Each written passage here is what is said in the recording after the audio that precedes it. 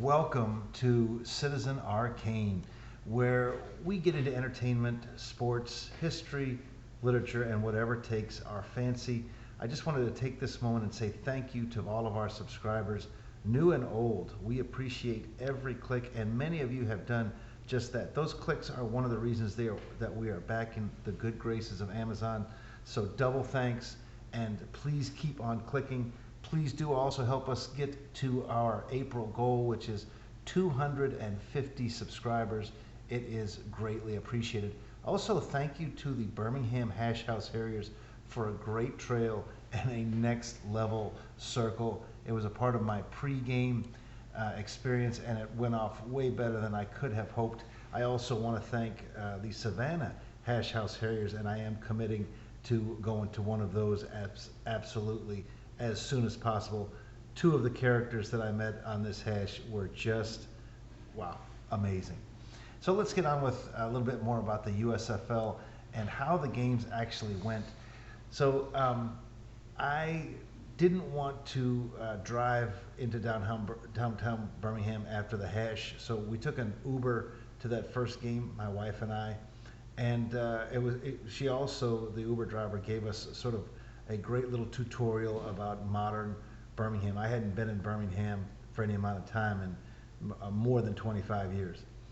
Downtown Birmingham has much improved since last I had any time there, and with a few minor quibbles, I would say it is going to be a great place to visit going forward. I'm going to see they've got a G League basketball team and a few other things that look like fun. But it doesn't look like the USFL was staffed quite right for the opening night. The line to get into the game was a little bit long. It was a little bit slow and cumbersome. Also, the entertainment experience out there in front of Protective Stadium, I mean, it's a great area. They've got a big sort of parade deck where they could do all kinds of stuff.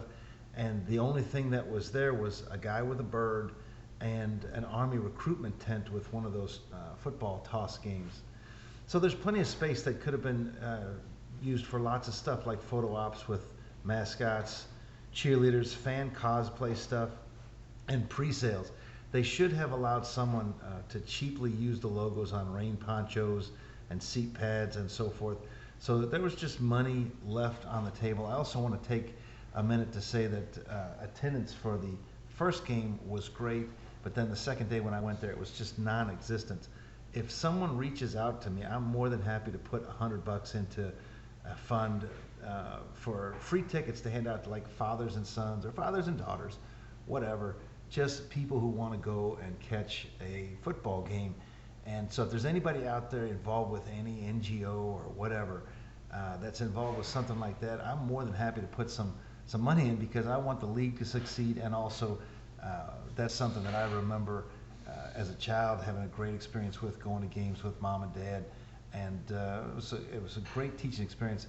Not to get off topic, but with all that's going on in the news, I do say that there are some things only a father can teach, some things only a father can teach a son, some things only a father can teach a daughter, not the least of which to daughters is what to expect from the behavior of the men in your life. I don't want to offend anybody. I'm sure there are many things that only a mother can teach a son or a daughter too, but one of the great learning experiences that I had as a child was going to those football games with my parents, sometimes just with my dad. And that said, moving on to the actual in-game experience, I liked the drone thing. During the game, it was kind of fun watching it duck in and out. It looks like they're going with a traditional all-female cheer crew. These games had USFL cheer teams and not team-specific ones. If and when the league expands and they're a franchise owner, I think that will be a point of difference amongst the teams. That in-game experience, the game day operations, is going to be really important, especially in a league like this where hopefully the stadiums are going to be relatively small, and keeping fans engaged, especially if their team is losing, if their team is down. That's going to be such a critical element for the TV product, which is what I think they're focused on. Another important point of difference comes when it comes to attracting talent. Some owners will overspend and hopefully the league will strictly enforce practice squads and other ways that flush teams have manipulated the system. But I think the XFL is going to be better able to attract a higher level of talent based on the salaries. And then also there was a town hall type meeting that Dwayne Johnson Hail Satan and the other ownership had, and with agents, and they suggested too that there's going to be greater opportunities for their players to make more money, and that is going to attract a higher level of talent. This is where competition is going to benefit the fan. Some teams are going to overspend, others are going to underspend.